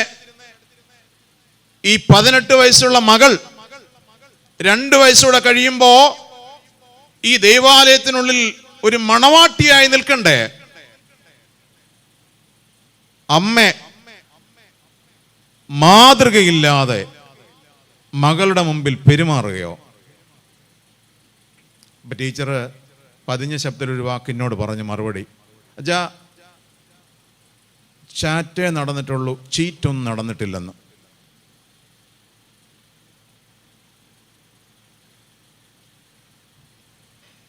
അമ്മമാരെ, എൻ്റെ പ്രിയപ്പെട്ട സഹോദരിമാരെ, ഈ യാഗപീഠം നിന്നോട് 2 ചോദ്യങ്ങൾ ചോദിക്കുന്നു. വാങ്ങിയത് ചവിട്ടിക്കളയാനും വാങ്ങിയത് ആരും മോഷ്ടിച്ചു കൊണ്ടുപോകുവാനും ഇടയാകരുത്. യാഗപീഠങ്ങൾ അപഹരിക്കപ്പെടുന്ന കാലം ഇത്. ഈ രാത്രി കർത്താവിനോട് ഒരു വാക്ക് പറയാം. വാങ്ങുന്നവർ ശുഭ്രവസ്ത്രധാരികളായി വരുന്നുണ്ട്.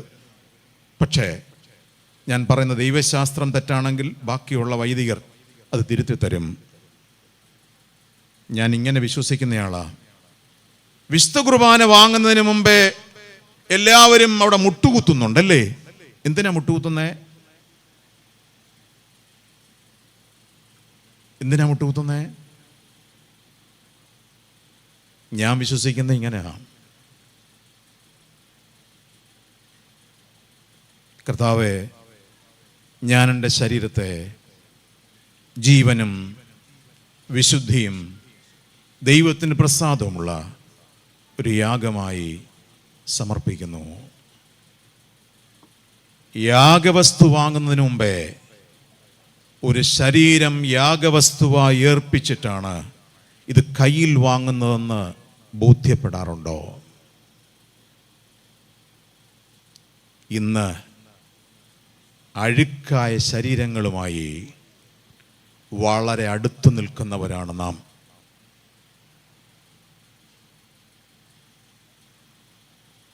തോമസ് മാത്യു അച്ഛൻ ഒക്കെ കൊയറുകാരെ വിശുദ്ധ കുർബാന കൊള്ളുമ്പോൾ പഠിപ്പിക്കുന്ന ഒരു പാട്ടുണ്ട്. നമ്മുടെ സിനഡ് തക്സയിലുള്ളൊരു പാട്ടാണ്. ഇപ്പോൾ അത്ര പ്രബലമല്ലത്. ആ പാട്ടിൽ, ആ ഗീതത്തിൽ 3-4 വരികൾ വലിയ അർത്ഥഗർഭമായ വരികളാണ്. ഇങ്ങനെ പാടുമത്: യാഗപീഠത്തിനു കനലും നെടുത്തൻ അധരത്തിൽ വച്ചോൻ നിന്നകൃത്യങ്ങൾ മറഞ്ഞിരിക്കുന്നരുളി ചെയ്തു. എരുതി മക്കൾ ആരെ കണ്ടാൽ എരിഞ്ഞിടുമോ? അപ്പം വീഞ്ഞായി മേശമേലവനെ നാം കാണുന്നു. യാഗപീഠത്തിനു കനലും നെടുത്തൻ അധരത്തിൽ വച്ചോൻ നിന്നകൃത്യങ്ങൾ മറഞ്ഞിരിക്കുന്നരുളി ചെയ്തു.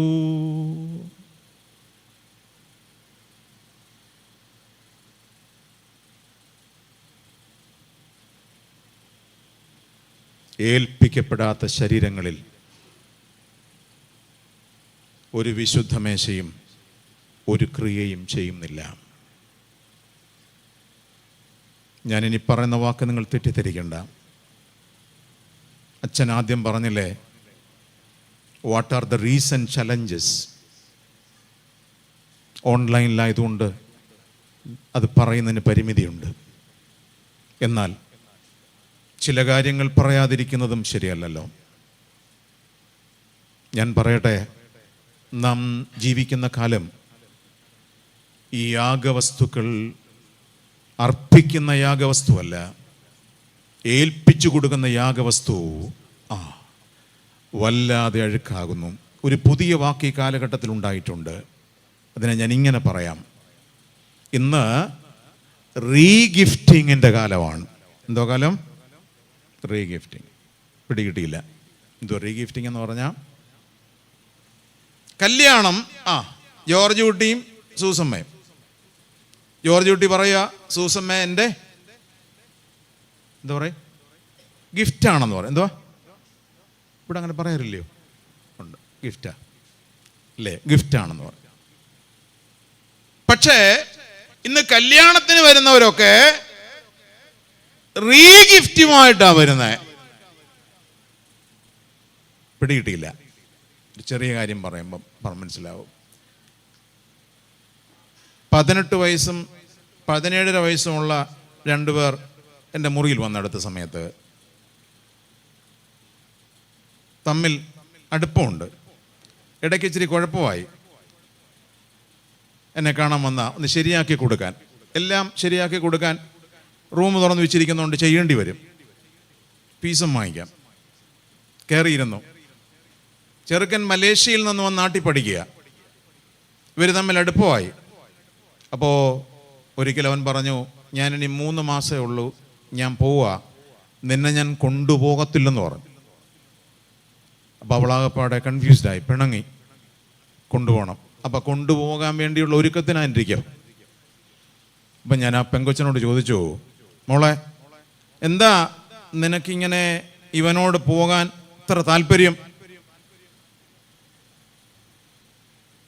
ഇച്ചിരി ശബ്ദം താറ്റി പറയാം. കാരണം ഇതേ ഉള്ളൂ, ഞങ്ങൾ കല്യാണം കഴിച്ചവരെ പോലെയാണ്.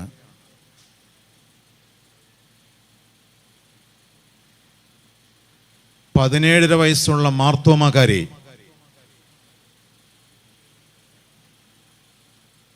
ഗിഫ്റ്റ് കൊടുക്കാൻ വെച്ചിരിക്കുന്ന ഈ ശരീരം വിറ്റ് കളഞ്ഞിട്ടുണ്ട്. സക്കറിയ അലക്സാണ്ടർ അച്ഛൻ കല്യാണത്തിന് നന്നായി പാടുന്നയാളല്ലേ? അച്ഛൻ പാടുന്നൊരു പാട്ട് കൊയറുകാർക്കൂടെ അറിയാം. എന്തുവാ? ജാതിയിൻ പുത്രി നീ പഠിക്ക.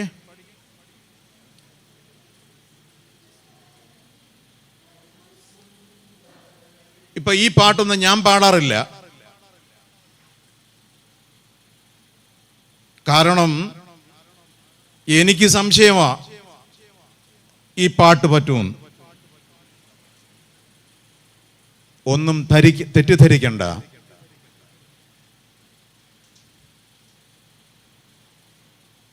അഴുക്കാട്ടത്തിന്റെ കാലം. അഴുക്കായ വസ്തുക്കളുമായി യാഗപീഠത്തിൽ സംബന്ധിക്കുന്നവരുടെ എണ്ണം രാവിലെ 9:30 മുതൽ രാത്രി 9:30 വരെ കൗൺസിൽ റൂമിലിരിക്കുമ്പോൾ കല്യാണം കഴിച്ചവരുടെ പ്രധാനപ്പെട്ട വിഷയം എന്താണെന്നറിയാവോ? 5 ദിവസം കഴിയുമ്പോൾ ഈ പാസ്റ്റ് ഹിസ്റ്ററി പറഞ്ഞിരിക്കുന്നു. 6-ാം ദിവസം ചോദിക്കുക, നീ രഘുവിൻ്റെ കൂടെ ഊട്ടി പോയെന്ന് എന്നോട് പറഞ്ഞില്ലേ? ആ പറഞ്ഞു. ബാക്കിയൂടെ പറ.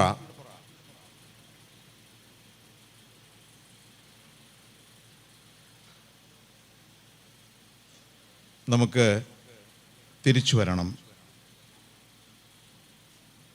വീട് വിധി എഴുതപ്പെടുന്നത് ഒരു യാഗവസ്തു നമ്മിൽ നിന്ന് നഷ്ടപ്പെട്ടു പോകുമ്പോഴാണ്. എല്ലാവരും ഒന്ന് നേരെ ഇരുന്നേ. 2 കൈ ഒന്ന് എടുത്തേ. ഇങ്ങനെ 2 കൈ ഇങ്ങോട്ടൊന്ന് എടുത്തേ. ഒന്ന് ഓർക്കാൻ വേണ്ടിയാ. കർത്താവിനോടൊരു വാക്കൊന്ന് പറഞ്ഞേരേ. കർത്താവേ, നീ എൻ്റെ കയ്യിലേക്ക് തന്ന യാഗവസ്തുക്കളെല്ലാം നന്ദിയോടെ ഓർക്കുന്നു.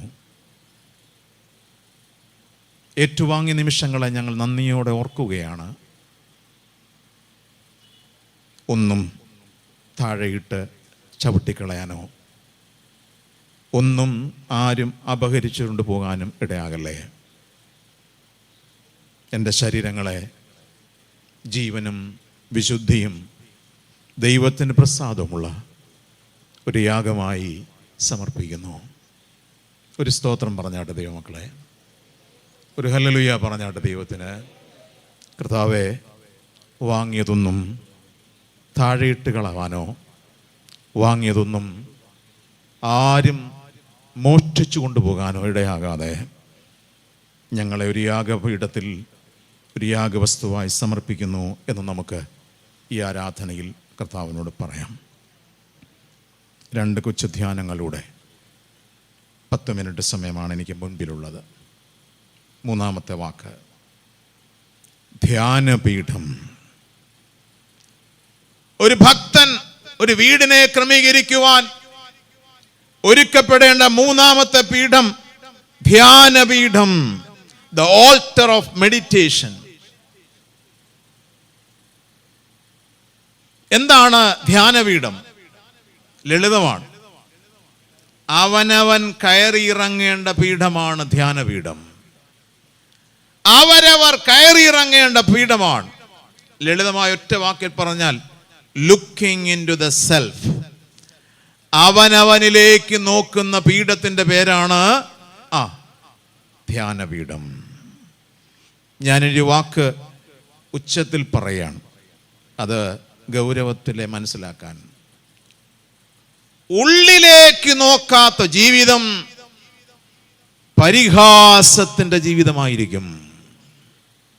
ആര് ഉള്ളിലേക്ക് നോക്കാതെ ജീവിക്കുന്നുവോ, ഉള്ളത്തെ നോക്കാതെ ജീവിക്കുന്നുവോ, ആ ജീവിതം മറ്റുള്ളവർ പരിഹസിക്കത്തക്കവണ്ണമുള്ള ജീവിതമായിരിക്കും. ഏലിയുടെ മക്കൾക്ക് സംഭവിച്ചത് ഇടതുവശത്ത് എഴുതി വെക്കാം. അഭിഷിക്തനാണ്, ആരാധിച്ചവനാണ്, അനുഗ്രഹം പ്രാപിച്ചവനാണ്.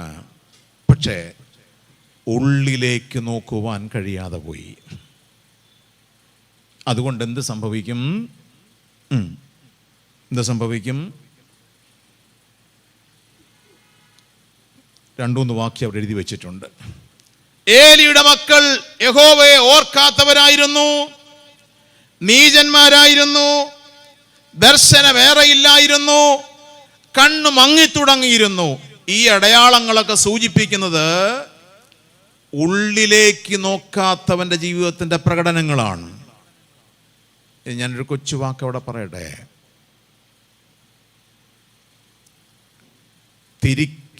തെളിക്കേണ്ട തിരി വല്ലാതെ മുങ്ങിപ്പോയാൽ ആർക്കും അത് ജ്വലിപ്പിക്കുവാൻ കഴിയുകയില്ല. തെളിക്കേണ്ട തിരി വല്ലാതെ മുങ്ങിപ്പോയാൽ ആർക്കും അതിനെ ജ്വലിപ്പിക്കുവാൻ കഴിയുകയില്ല. ഒരു നിലവിളക്കിൽ തിരിവെച്ചാൽ അത് എണ്ണയിൽ പാടെ കിടന്നാൽ അത് കത്തില്ല. ഉള്ളിലെ തിരി വല്ലാതെ മുങ്ങിപ്പോകുന്ന കാലം, ഞാൻ ചോദിക്കട്ടെ, എൻ്റെ ഉള്ളിലെ തിരി അണഞ്ഞുപോയി എന്ന് തിരിച്ചറിയാൻ ഈ കൺവെൻഷൻ നമ്മളെ സഹായിക്കുമോ? ഞാനൊരു വാക്കുകൂടെ അവിടെ അടിവരയിട്ട് പറയുക. നമ്മെ അരുമനാഥൻ ധരിപ്പിച്ച അടയാളങ്ങളൊക്കെ യാഗവസ്തുവായില്ലെങ്കിൽ അത് മറ്റുള്ളവർ പരിഹസിക്കുന്നതിന് മുഖാന്തരമാകും. ഞാൻ ഒന്നുകൂടെ ശ്രദ്ധിച്ച് കേൾക്കണേ. എന്തുവാ? അരുമനാഥൻ നമ്മെ ധരിപ്പിച്ച അടയാളങ്ങളൊക്കെ യാഗവസ്തുവായി തീർന്നില്ലെങ്കിൽ അത് മറ്റുള്ളവർ പരിഹാസത്തിന് ഇടയാക്കും. എന്താ ഞാൻ പറഞ്ഞത്? ഏലിയുടെ മക്കൾക്ക് നഷ്ടപ്പെട്ടു പോയത് 3 വാക്കുകളാണ്. ഒന്ന്, ഓർമ്മകളുടെ പീഠത്തിൽ നിന്ന് അവർ മാറിപ്പോയി. ഓർമ്മകളില്ല. 2, ദർശനങ്ങളുടെ പീഠത്തിൽ നിന്ന് അവർ മാറിപ്പോയി. ദൈവം സംസാരിക്കുന്ന ഇടം. 3, ഉള്ളിലെ തിരി തെളിക്കുന്ന ഇടത്തു നിന്ന് അവർ മാറിപ്പോയി. ദൈവമക്കളെ, ഒരു വീട് വിധി എഴുതപ്പെടുന്ന എപ്പോഴാണെന്നറിയാവോ? ഇത് 3 ആ വീട്ടിൽ നിന്ന് പോകുമ്പോഴാണ്. എന്തുവാ? ഓർമ്മകൾ പോകുക, നടത്തിയവനെയും നടത്തിയ വിധങ്ങളെയും. 2, ദർശനങ്ങൾ നഷ്ടപ്പെടുക, ദൈവം സംസാരിപ്പാൻ വഴികൾ അടച്ചു കളയുക. 3, ഉള്ളിലെ തിരികൾ കരിന്തിരി കത്തുന്നുണ്ട്, അത് തെളിയിക്കുവാൻ ആളുകൾ ഇല്ല. ഇന്ന് ഈ സഭ നേരിടുന്ന ഏറ്റവും വലിയ പ്രതിസന്ധി എന്താണെന്നറിയാമോ? ധരിപ്പിച്ച അടയാളങ്ങളൊക്കെ യാഗവസ്തുവായി തീരുന്നില്ല. ഷോളും അണിഞ്ഞുകൊണ്ട് കുറേ പേര് ഇവിടെ ഇരിപ്പുണ്ടല്ലോ. നമ്മുടെ മക്കളൊക്കെ, ഞാൻ അവരോട് പറയാറുണ്ട്, മക്കളെ ഇങ്ങോട്ട് നോക്കിക്കോണേ, സ്ലീബ വരച്ച ഈ ശിരസിൽ ആരും കയറി കുറി വരയ്ക്കാനിടയാകരുത്. തലയിലിരിക്കുന്ന ഈ ഷോള് കുറെ നാൾ കഴിയുമ്പോൾ തട്ടമായി രൂപാന്തരപ്പെടാനിടയാകരുത്. ധരിപ്പിച്ചിരിക്കുന്ന അടയാളങ്ങളൊന്നും അലക്ഷ്യമാക്കി കളയുവാനിടയാകാൻ പാടില്ല. ഉള്ളിലേക്ക് നോക്കാത്തവർക്ക് അടയാളങ്ങളൊക്കെ വെറും അലക്ഷ്യ വസ്തുക്കളാണ്. ഇന്ന് ഈ സഭ നേരിടുന്ന വെല്ലുവിളി ഇവിടെയാണ്. എന്താണെന്നറിയാമോ? ധരിപ്പിച്ച അടയാളങ്ങളൊന്നും ഗൗരവമായി കാണുന്നില്ല. ആരൊക്കെയോ വരച്ചു, ആരൊക്കെയോ ആകാം. ഒരു കൊച്ചു കാര്യം കൂടെ പറയാം. ഞാൻ എൻ്റെ അരികിൽ 24 വയസ്സുള്ളൊരു MCA വന്നു. അവൾ ഈ മെയിൽ പരീക്ഷ എഴുതേണ്ടതാണ്, എഴുതിയില്ല. അനിയത്തിയുണ്ട് 14 വയസ്സ്, 18 വയസ്സ്. ഒരു പാവപ്പെട്ട അപ്പനും അമ്മയും കയറി വരികയാണ്. എന്തിനാ അച്ഛാ വന്നേ? ഒരു കൊച്ചു പ്രതിസന്ധി അച്ഛാ, ഞങ്ങളങ്ങ് മലബാറിൽ പോവുക. എന്തിനാ? ഞങ്ങളുടെ വീട്ടിൽ ഇവിടെ നിൽക്കാൻ വയ്യാത്തൊരു പ്രതിസന്ധി ഉണ്ടായി. എന്ത് പ്രതിസന്ധി?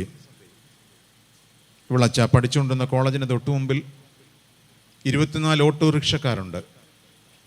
ആ ഓട്ടോറിക്ഷയിൽ ഒരാളുടെ പേര് ഞാൻ പറയുന്നില്ല. അയാൾ എൻ്റെ കുഞ്ഞിനോട് പറഞ്ഞു, എനിക്ക് നിന്നെ കല്യാണം കഴിച്ചാൽ താല്പര്യമുണ്ടെന്ന്. അത് മറ്റൊരു മതസ്ഥനാണ്. അവൾ പറഞ്ഞു പറ്റില്ല.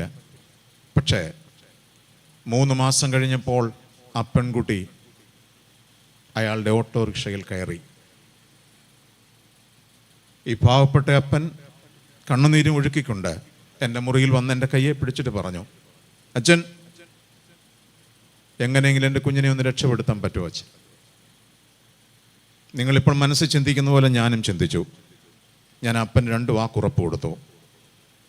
ആ ഉറപ്പിതാണ്, കർത്താവ് ആണല്ലോ നമ്മുടെ കുഞ്ഞുങ്ങളെയൊക്കെ ഇത്രയോളം വളർത്തിയത്. അവരുടെ വീണ്ടെടുപ്പുകാരനും അവൻ തന്നെ. നമുക്കൊരുമിച്ച് പ്രയത്നിക്കാമെന്ന് പറഞ്ഞു. കൗൺസിലിംഗ് നടന്നു, ആരംഭിച്ചു. 9 പ്രാവശ്യം അവൾ എൻ്റെ മുറിയിൽ വന്നു. ഒരു വ്യത്യാസവുമില്ല. 10ാം ദിവസം കൗൺസിലിങ്ങിന് ഒരു ടെർമിനേഷൻ സമയമുണ്ട്. അത് വിടണം, നടക്കുന്നില്ല, വേറെ എവിടെങ്കിലും പോയി രക്ഷപ്പെടും. ടെർമിനേഷൻ ഡേ ആണ്. അന്ന് വലിയ പ്രോസസ്സ് ഒന്നും നടക്കത്തില്ല. ഞാൻ എൻ്റെ വീട്ടിൽ നിന്ന് രാവിലെ കുടുംബ പ്രാർത്ഥന കഴിഞ്ഞ് 2ാമതൊരു പ്രാർത്ഥന കൂടെ നടത്തി. ഞാൻ പറഞ്ഞു, കർത്താവേ, ഒരു ഭവനത്തെ ഞാൻ എൻ്റെ വാതിലിന് പുറത്തേക്ക് വിടുകയാണ്. നീ സംസാരിച്ചാൽ ഒരുപക്ഷെ ആ വീട് ഒരു വീണ്ടെടുക്കപ്പെട്ട വീടായിത്തീരും. ഞാൻ പോയി ആ കുഞ്ഞിനെ ചേർത്തിരുത്തി. അവളോട് പറഞ്ഞു, എനിക്ക് നിൻ്റെ മകളുടെ പ്രായം 24 വയസ്സ്. ഈ അച്ഛൻ്റെ കയ്യിലേക്ക് വെച്ചു. മക്കളെ, ഇനി ഞാൻ 7 മിനിറ്റ് നിന്നോട് സംസാരിക്കും. അങ്ങനെ നമ്മുടെ സെഷൻ അവസാനിപ്പിക്കും. ലിസൺ. ചോദ്യം: നിനക്ക് 6 മാസം പ്രായമുള്ളപ്പോൾ ഒരു മാമോദീസ തൊട്ടിൽ നിന്നെ കൊണ്ടുവന്നു. ഇതുപോലൊരു വൈദികൻ മുൻപിൽ നിന്ന് ഒരു മൂറൂൻ കൊണ്ട് നിന്റെ നെറ്റിയിലും നെഞ്ചത്തും ഇടത് കൈയിലും വലത് കൈയിലും ഇടതുകാലിലും വലത് കാലിലും എന്തു വരച്ചു? ഒരു സ്ലീബ വരച്ചു. നിനക്ക് ഓർമ്മയുണ്ടാകില്ല, എന്നാലും നിന്നോട് ഓർത്തവർ പറഞ്ഞിട്ടുണ്ടാകും. ഉണ്ടച്ച. ഞാനൊരു ചോദ്യം ചോദിച്ചോട്ടെ മോളോട്? ഈ വലത് കരത്തിൽ സ്ലീബ വരച്ച വലങ്കരം കർത്താവ് തന്നെ ആശീർവദിച്ച് മറ്റൊരു വലങ്കരത്തിൽ പിടിക്കാൻ നീ അനുവദിക്കുമോ, അതോ നിന്റെ തന്നിഷ്ടം നീ ചെയ്യുമോ എന്ന് ചോദിച്ചു. എന്നോടിപ്പോൾ ഉത്തരം പറയണ്ട. You just pray for 3 days. ഞാനും നിനക്ക് വേണ്ടി പ്രാർത്ഥിക്കാം. 3 ദിനങ്ങൾ കഴിഞ്ഞു. ഒരു സായാഹ്നത്തിൽ തിരിച്ചു വരുന്നു. മാർത്തോമക്കാരൻ ഈ പറയുന്ന വാക്ക് സ്തോത്രത്തോടെ കേൾക്കണം. അപ്പൻകുച്ചു പറയാണ്, അച്ഛൻ പറഞ്ഞതിൻ്റെ അന്ന് രാത്രി 10:30 മണിയായപ്പോൾ ഞാൻ എൻ്റെ കട്ടിലിൻ്റെ അരികിൽ മുട്ടുകുത്തിയച്ച. ഇനി പറയുന്നത് എൻ്റെ കാലിൻ്റെ നഖം മുതൽ തലമുടി വരെ വല്ലാതെ കൂരിത്തൊരിക്കും. അപ്പൻകുച്ചു പറഞ്ഞു, ഞാൻ അറിയാതെ പ്രാർത്ഥന തുടങ്ങിയപ്പോൾ എൻ്റെ മുറിക്കുള്ളിൽ മുഴുവൻ ഒരു വല്ലാത്ത സുഗന്ധം പരക്കുകയാണ്. ഇതൊരു ഹലൂസിനേഷൻ അല്ല, സുഗന്ധം പരക്കുകയാണ്. ഞാൻ ചോദിച്ചു, എന്തിൻ്റെ സുഗന്ധം? അത് മൂറോന്റെ സുഗന്ധമാണ് അച്ഛാ, മൂറോനാണ്. നീ മൂറോൻ കണ്ടിട്ടുണ്ടോ? ഇല്ല. സുഗന്ധം എങ്ങനെ ഇരിക്കുന്നറിയാമോ? അറിയില്ല. പക്ഷേ എൻ്റെ ആയുസ്സിൽ ഞാൻ ഒരിക്കലും മണത്തിട്ടില്ലാത്തൊരു മണം. ഇനി അവൾ പറയുന്നു, അജ, ആ മണത്തിൻ്റെ സുഗന്ധത്തിൻ്റെ അരികിലേക്ക് ഞാൻ എൻ്റെ വലതുകരം നീട്ടിക്കൊടുത്ത അച്ഛൻ. അപ്പോൾ എൻ്റെ അരുമനാഥൻ എന്നോട് പറഞ്ഞു, ഈ സ്ലീബ വരച്ച വലങ്കരത്തെ ഞാൻ തുണയായി നിനക്ക് മറ്റൊരാളെ കണ്ടെത്തി തരും. Give this hand to me. ഈ കരം എനിക്ക് നീട്ടിത്തരുക. ഈ രാത്രി എന്നെ കേൾക്കുന്ന മാർത്തോമക്കാരോട് ഞാൻ പറയട്ടെ, നിന്നെ ധരിപ്പിച്ചിരിക്കുന്ന അടയാളങ്ങളൊന്നും അലക്ഷ്യമാക്കി കളയാൻ പാടില്ല. ധരിപ്പിച്ച അടയാളങ്ങളൊക്കെ നിന്നോട് സംസാരിക്കുന്ന ഒരു ദിനമുണ്ട്. ഞാൻ ലളിതമായിട്ട് പറഞ്ഞോട്ടെ, നീ വരയ്ക്കുന്ന സ്ലീബ ഒരു നാളിൽ നിന്നോട് സംസാരിക്കും. ഹല്ലേലൂയ. നീ ഒഴുക്കിയ കണ്ണുനീർ പ്രതിഫലമായൊരു ദിവസം നിനക്ക് തിരിച്ചു തരും. ഈ പ്രതിസന്ധിയുടെ നടുവിൽ ഈ വചനം കേട്ട് തലകുനിച്ചവരോട് ഞാൻ പറയട്ടെ, കർത്താവ് എനിക്ക് നൽകിയ അടയാളങ്ങളൊക്കെ എനിക്ക് അനുഗ്രഹമാക്കി തീർക്കുന്ന ഒരു ദിനമുണ്ട്. നമുക്ക് അവസാനിപ്പിക്കണം. എനിക്ക് 3 മിനിറ്റ് കൂടെ ഉള്ളൂ. ഒരു കൊച്ചു പ്രവൃത്തിയൂടെ നമ്മൾ ചെയ്തിട്ട് നമ്മൾ 4-ാമത്തെ ധ്യാനത്തിലേക്ക് പ്രവേശിക്കും. പാട്ടുകാരൻ ഇങ്ങനെ പാടിയിട്ടുണ്ട്, ധ്യാനപീഠമതിൽ കയറി, ധ്യാനപീഠമതിൽ കയറി, ഉള്ളിലെ കണ്ണുകൾ കൊണ്ടു നീ കാണുക, ഉള്ളിലെ കണ്ണുകൾ കൊണ്ടു നീ കാണുക. എല്ലാവരും പുറത്തെ കണ്ണൊരു നിമിഷം ഒന്ന് അടച്ചേ, പുറത്തെ കണ്ണൊന്ന് അടച്ചേ, ഉള്ളിലെ കണ്ണൊന്ന് തുറന്നേ. കർത്താവിനോടൊരു വാക്കൊന്ന് പറഞ്ഞേ, കർത്താവേ, ഞാൻ എന്നെ കാണുന്നു. ഓർമ്മകളുടെ പീഠത്തിലേക്ക് ഞാൻ തിരിച്ചു വരുന്നു. ദർശനങ്ങളുടെ പീഠത്തിലേക്ക് ഞാൻ തിരികെ വരുന്നു.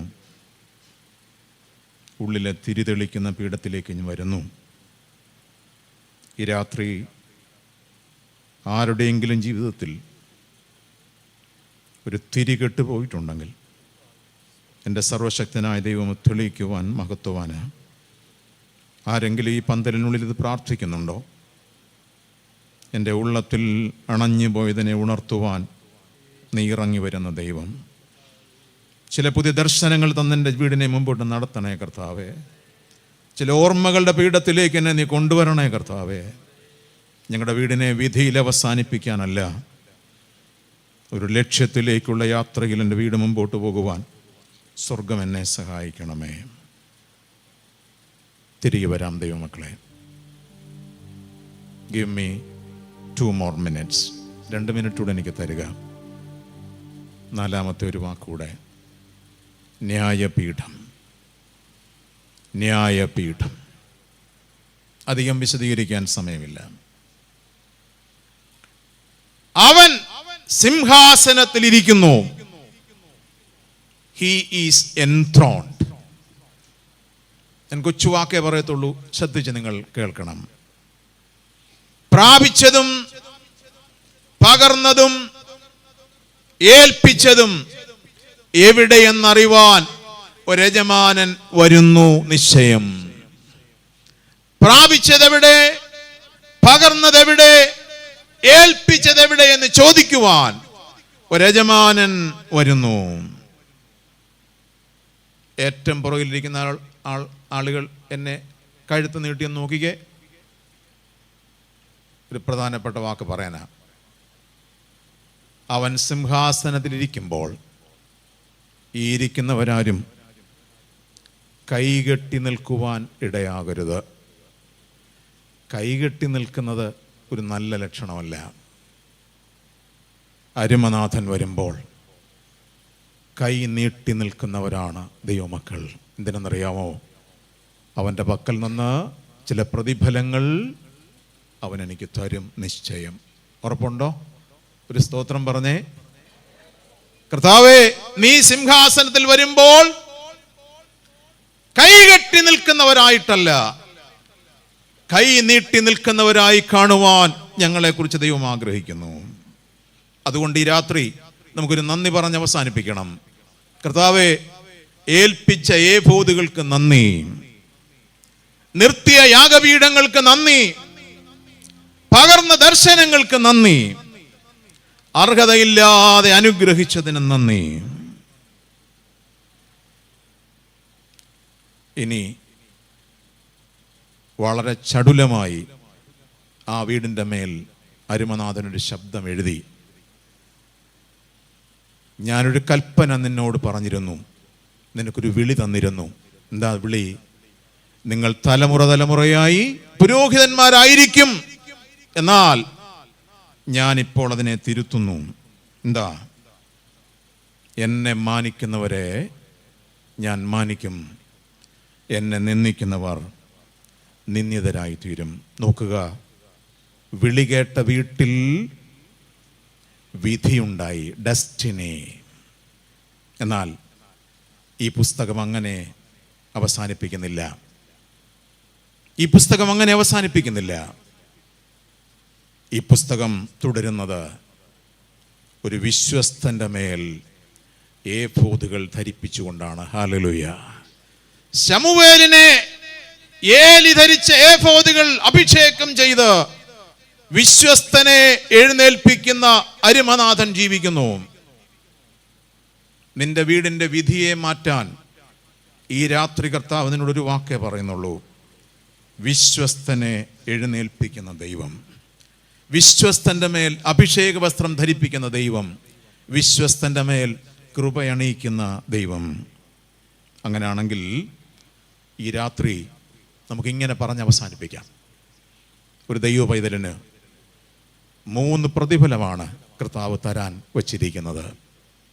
ഡെസ്റ്റിനേഷൻ. അതിനെ വെളിപാട് പുസ്തകം ഇങ്ങനെ പറഞ്ഞ് അവസാനിപ്പിക്കും: a crown, a throne, a kingdom. സ്ലീബ വരയ്ക്കപ്പെട്ട നെറ്റിയിൽ ഒരു കിരീടവും, 50 വർഷം മുട്ടുമടക്കിയ ജീവിതത്തിന് അവന്റെ അത്താഴമേശയിൽ ഒരു പങ്കും, 80 വർഷം അവനോട് കൂടെ നടന്നവർക്ക് അവൻ്റെ രാജ്യത്തിൽ ഒരു ഓഹരിയും. ഇതാണ് പ്രതിഫലം. എന്താ പ്രതിഫലം? ഒരു കിരീടം, ഒരു സിംഹാസനം, ഒരു രാജ്യം. 3 പ്രതിഫലത്തിനു വേണ്ടി ദൈവം നമ്മെ വിളിക്കുന്നു. ഈ രാത്രി വീടിൻ്റെ വിധി മാറ്റാൻ നീ വിശ്വസ്തനായിരിക്കണം എന്ന് ഓർമ്മിപ്പിക്കുന്നു. ദൈവമക്കളെ, ഈ ധ്യാനം ഞാൻ പൂർത്തീകരിക്കട്ടെ. കർത്താവിനോടൊരു വാക്ക് പറഞ്ഞിട്ട് നമ്മൾ തിരിച്ചു പോവുകയാണ്. വിളി കേട്ട വീട്, വിധിയിൽ അവസാനിപ്പിക്കപ്പെട്ട വീട് അല്ല, വിശ്വസ്തതയിൽ എഴുന്നേൽക്കുന്ന വീട്. ഈ രാത്രി കർത്താവിനോടൊരു വാക്ക് പറയണം: കർത്താവേ, എൻ്റെ വീടിനെ നീ വിശ്വസ്തതയിൽ എഴുന്നേൽപ്പിക്കണമേ. ഞാൻ ഉറക്കെ പറയട്ടെ, മാർത്തോമക്കാരാ, ദൈവ പൈതലേ, ഈ രാത്രി ഏതെങ്കിലും വിധികൾ നിൻ്റെ വീടിനുള്ളിൽ എഴുതിയിട്ടുണ്ടെങ്കിൽ അതിനെ വിശ്വസ്തത കൊണ്ട് തിരുത്തി എഴുതുവാൻ കർത്താവ് സാധ്യമാക്കി തീർക്കുന്നു. ഈ രാത്രി നമുക്ക് ആ 4 കൊച്ചു വാക്കുകളിലേക്ക് തിരികെ വന്ന് പ്രാർത്ഥിക്കാൻ പോവാം. ഞാൻ പറഞ്ഞ വാക്ക് ലളിതമായിരുന്നല്ലോ. എന്താണ് നമ്മൾ പറഞ്ഞുകൊണ്ട് വന്നത്? ഒരു വീട് വിളി കേട്ട ഇടം. പക്ഷേ ഏലിയുടെ വീട് വിളിയിൽ നിന്ന് വിധിയിൽ അവസാനിപ്പിച്ചു. എന്നാൽ ആ വീടിനെ വിശ്വസ്തതയിൽ എഴുന്നേൽപ്പിക്കുവാൻ ഒരുവൻ ഉണ്ട്. 4 പീഠങ്ങൾ നമ്മുടെ വീടിൻ്റെ വിധികളെ മാറ്റി എഴുതും. ചേർന്ന് പറയാം. 4 കൊച്ചു വാക്ക് തിരിച്ചു പോകാൻ ഓർത്തിരിക്കാൻ എളുപ്പമല്ലേ? എന്തൊക്കെയാ?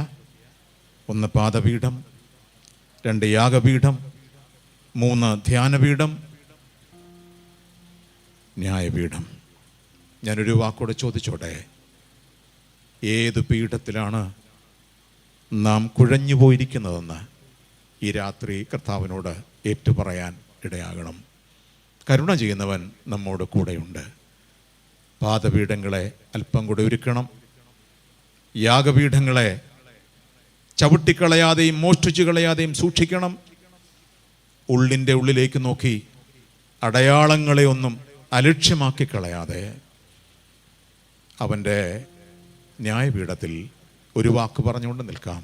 കർത്താവെ, കൈകെട്ടി നിൽക്കുന്നവരായിട്ടല്ല, കൈ നീട്ടി നിൽക്കുന്നവരായി നാം ദൈവസന്നിധിയിലായിരിക്കുന്നു. ഈ രാത്രി ആ പ്രതിഫലത്തിൻ്റെ മുമ്പിൽ നമുക്ക് തലകുനിക്കാം, മുഴങ്കാൽ മടക്കാം, കൈകൂപ്പാം, കൈകളെ ഉയർത്താം. ഒരു സെക്കൻഡ് സമയം നമ്മളൊന്ന് ഒരുങ്ങി നിശ്ചയിച്ചിരിക്കുന്ന ആൾ വന്ന് പ്രാർത്ഥിക്കുകയാണ്. എല്ലാവരും കണ്ണുകളെ അടയ്ക്കുക, തലകളെ ഒന്ന് കുനിക്കാം, മുഴങ്കാലുകളെ ഒന്ന് മടക്കാം, കൈമലർത്തി ദൈവസന്നിധിയിലേക്ക് വയ്ക്കാം. ഈ രാത്രി നാം തിരികെ പോകുമ്പോൾ അരുമനാഥൻ തന്ന ചില പ്രതിഫലങ്ങളുമായി നമ്മൾ മടങ്ങിപ്പോവുകയാണ്. ഹല്ലേലൂയ. കർത്താവേ, എൻ്റെ വീടിൻ്റെ മേൽ നീ നൽകിയ ദൈവ വിളിക്കായി സ്തോത്രം. ചില വിധികളാൽ കുഴങ്ങുന്നവരാണ് ഞങ്ങളുടെ വീടുകൾ. എന്നാൽ ഈ രാത്രി അതിന് ലക്ഷ്യത്തിലേക്ക് എത്തിക്കുവാൻ വിശ്വസ്തരായിരിക്കുന്നവരെ ലക്ഷ്യത്തിലേക്ക് കൊണ്ടുപോകുന്ന ഒരു അരുമനാഥനുണ്ട്. എല്ലാവരും ഈ ആരാധനയിൽ പ്രാർത്ഥനയോടിരിക്കണമെന്ന് ഞാൻ ആഗ്രഹിക്കുക. ദൈവം നമ്പുരാനെ, ഈ രാത്രി വിശ്വസിക്കുന്നവർക്കൊരു സ്തോത്രം പറയാം. എൻ്റെ വീടിൻ്റെ വിധികളെ തിരുത്തി എഴുതുന്നൊരു സർവശക്തനുണ്ട്. ആര് പഴിച്ചാലും, ആര് നിന്ദിച്ചാലും, ആര് തള്ളിക്കളഞ്ഞാലും, ആരുപേക്ഷിച്ചാലും, ആര് മറന്നുപോയാലും എൻ്റെ വീടിൻ്റെ വിശ്വസ്തതയിൽ ഇറങ്ങി വരുന്നൊരു സർവശക്തനുണ്ട് ഈ ആരാധനയിൽ. കർത്താവേ, നിൻ്റെ ഏഫോദുകൾ എന്നെ വീണ്ടും ധരിപ്പിക്കണമേ. നിൻ്റെ അഭിഷേക വസ്ത്രങ്ങൾ എന്നെ വീണ്ടും ധരിപ്പിക്കണമേ. നിൻ്റെ കൃപയുടെ അടയാളങ്ങൾ എന്നെ വീണ്ടും ധരിപ്പിക്കണമേ. നിൻ്റെ കൃപ പ്രാപിച്ചവരായി മുൻപോട്ട് പോകുവാൻ എന്നെ ശക്തിപ്പെടുത്തണമേ എന്ന് രാത്രി പ്രാർത്ഥിക്കുന്നു. എൻ്റെ വീട് വിധിയിൽ അവസാനിപ്പിക്കുന്നവനല്ല എൻ്റെ കർത്താവ്. ഒരു വീണ്ടെടുക്കപ്പെട്ട വീടായി, വിശ്വസ്തതയിൽ എഴുന്നേൽക്കുന്ന വീടായി തീരുവാൻ ഈ ആരാധന, ഈ ശബ്ദം കേൾക്കുന്നവരെല്ലാം ഞാൻ പ്രാർത്ഥനയ്ക്കായി ക്ഷണിക്കുകയാണ്. നിങ്ങളായിരിക്കുന്ന ഭവനത്തിൻ്റെ ഉള്ളിൽ മുഴങ്കാലുകളെ മടക്കി എൻ്റെ വീടിൻ്റെ വിധികളെ തിരുത്തി എഴുന്നൊരു സർവശക്തൻ ഈ ആരാധനയിലുണ്ട്. ഒരു പാദപീഠത്തിലും യാഗപീഠത്തിലും ധ്യാനപീഠത്തിലും ന്യായപീഠത്തിലും എന്നെ തിരുത്തി എഴുതുവാനൊരു സർവശക്തൻ മതിയായവൻ. അവൻ്റെ കരങ്ങളിലേക്ക് നമുക്ക് ഏൽപ്പിച്ചു കൊടുക്കാം.